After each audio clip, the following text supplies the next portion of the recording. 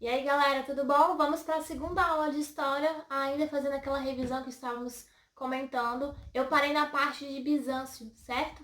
Então, o Império Bizantino do Oriente tem algumas características. Primeiro que é uma ideia de teocracia, certo? A gente tem a questão da política e da religião juntas ali. Estado teocrático, sempre lembre disso que a gente já falou isso em aula.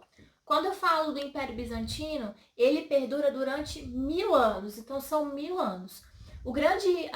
A grande característica primordial do Império Bizantino é a questão da arte. A arte em si, a arte de Bizâncio, ela vai ser referência para o mundo todo. Tanto que nós temos aí a Catedral de Santa Sofia, que tem o esplendor todo, bem diferenciado aqui, quando a gente fala sobre a Idade Média do período do Ocidente, que são catedrais góticas. No Bizâncio, a gente tem algo mais colorido, mais cheio de ouro, né? Que tem a ver com o comércio da época. O comércio vai ser interno, vai fazer referência a cobranças de impostos, relações comerciais, principalmente com alguns países entre a Índia e a China, certo? Então vai ser essa troca comercial que vai engrandecer a questão do comércio, que vai propiciar a questão da estrutura, da cidade em si, do estado em si, né? Que vai ser bem grandioso.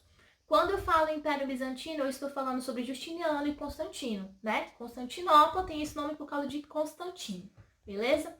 Estou falando de uma interação divina. Eles acreditavam sobre essa relação divina entre rei e política. Por isso que nós temos o Estado teocrático aí. Tranquilo? Então, a gente teve a revisão na primeira aula sobre islamismo, sobre as dinastias Merovingia e Carolíngia. Falei agora há pouco sobre o Império Bizantino. E aí a gente vai começar a correção aqui da atividade que eu passei para os senhores, que vocês vão estar aí em mãos, tá? É uma atividade bem tranquilinha, nós já tínhamos feito várias dessas questões em sala, é apenas para a gente fazer um remember histórico, tá? Primeira questão aqui que eu coloquei, temos uma imagem do Islã, né, da religião islâmica, e a gente tem aí, ó, explica as principais características do islamismo, lembra? Todo mundo sabe isso de cor. Crê em Alá como Deus único, né, e em Maomé como seu último profeta, orar 5 vezes ao dia com a cabeça voltada para a Meca, dar esmolas, jejuar no Ramadã e visitar a Kaaba ao menos uma vez na vida. São os 5 preceitos da religião islâmica que devem ser seguidos. Então, são características do islamismo.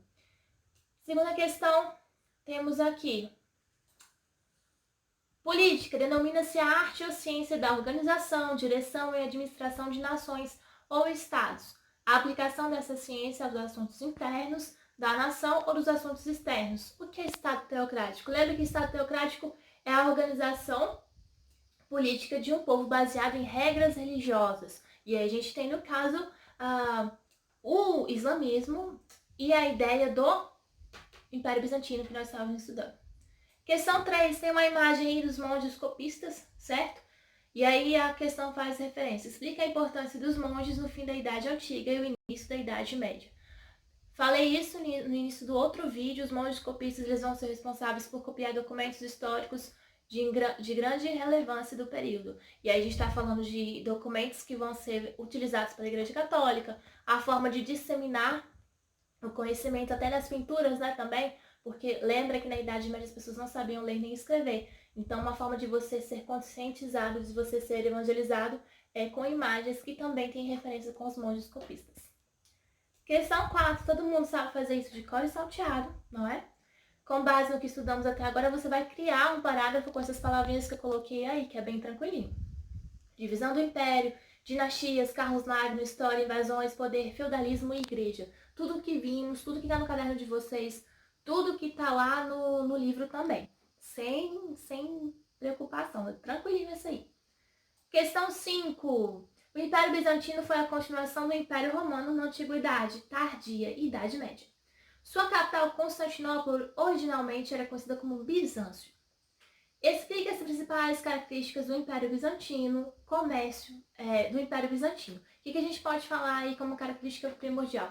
Acabei de fazer menção, comércio interno, cobrança de impostos, a ideia das mercadorias como pedras preciosas, seda, marfim, que são produtos super caros da época, que vão ser até servir como escambo. Lembra que o Império Bizantino é o auge, é o ápice das artes, né? desse período. A Catedral de Santa Sofia é primordial como referência. Os reis vão ter uma relação com a ideia de divino, ok? Uma ideia de ter o poder teocrático. Então, coloquem mais ou menos tenham essa ideia quando forem responder a questão número 5, beleza? 6. Essas estão cansadas, porque a gente já fez no caderno, já fez no livro. E aí nós temos aí, ó, sunitas e xiitas. O Oriente Médio passa frequentemente por conflitos armados até hoje, cuja repercussão tem a religião como um tema frequentemente abordado. Aí tá pedindo para explicar as diferenças entre os sunitas e xiitas, perdão. Xiitas, a gente vai colocar aqui a minoria que defendia que somente os familiares do profeta Maomé poderiam seguir como os líderes aí da religião. Os sunitas vão ser a grande maioria que acham que Maomé já fez o que tinha que ser feito, certo? E poderia colocar outra pessoa. Tranquilo? Ok. Deixa eu só abrir aqui a questão 7. Vamos lá para a questão 7. Idade Média foi um longo período da história que se estendeu do século V ao XV. Seu início foi marcado pela queda do Império Romano do Ocidente em 476. E o fim pela tomada de Constantinopla pelos turcos em 53, né? O que foi o processo de ruralização? O que foi esse processo de ruralização? E aí, o que a gente fala sobre esse processo de ruralização? O que podemos mencionar aí? Processo de ruralização. Lembra que nós vamos ter aí um âmbito maior de camponeses, né, de pessoas que vão ficar mais restritas à ideia de ficarem mais próximas aos senhores feudais, né, quando a gente fala em Idade Média. Então, o processo de ruralização é a alta ideia de pessoas que vão morar no campo, tá? Porque a base da economia da Idade Média é no campo. Quando a gente fala em êxito, é a saída, né? Aí então a gente vai ter uma concentração maior no campo. Questão 8. Nós temos aqui que eu coloquei para vocês, eu expliquei em sala, o feudo era dividido em campos, ou mansos nos quais os camponeses trabalhavam, certo? Aí eu pedi para explicar a letra A. O que é manso senhorial? A gente pode colocar que manso senhorial é local onde tudo que era produzido ficava reservado para o senhor, tá? Manso servil são pequenos pedaços de terras, de lotes, cedidos aos senhores e aos camponeses, mediante o pagamento de tributos. Lembra que esses tributos são moedas de troca, tá? Produtos mesmo. Manso comunal é a área de uso comum, para retirada de lenha, para retirada de, sei lá, construção de algumas casas, pastagens, tudo isso. Beleza? Bem tranquilinho, tá no livro de vocês. 9. Nós temos aí, ó. Tem um textinho bem tranquilinho para vocês lerem. Aí tá assim, assinale a alternativa que caracterize corretamente uma das obrigações servis. A letra A tá falando, dízimo era um imposto pago por todos os servos para o senhor feudal custear as despesas da proteção do feudo? Nem todos os servos. B, talha era a cobrança pelo uso da terra? Talha, lembra que é a parte de produção. Metade meu, metade do senhor feudal. Então não vou nem terminar de ler o restante. Mão morta era um tributo anual e per capita que recaía apenas sobre o baixo clero. Lembra que mão morta tem a ver com o dízimo, né? Mas a ideia de você poder ficar ali na terra, então tá errado. Corvéia foi um tributo aplicado apenas no período decadente do feudalismo? Todo o período da Idade Média.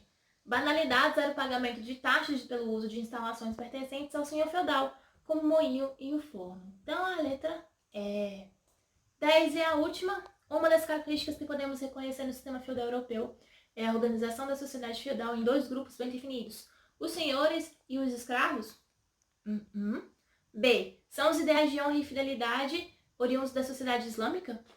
Tem alguma coisa a ver aqui quando a gente fala Idade Média na parte do Ocidente? É obrigação anual de corvéia, pagamento da talha e banalidades como obrigações de servo dos senhores feudais? D, é o dinamismo econômico voltado para o comércio entre feudos vizinhos e as suas relações escravocratas de produção? Qual é a mais correta, senhores? Letra C, tá? Então tá corrigido. A aula 3 a gente vai fazer um remember sobre Idade Média.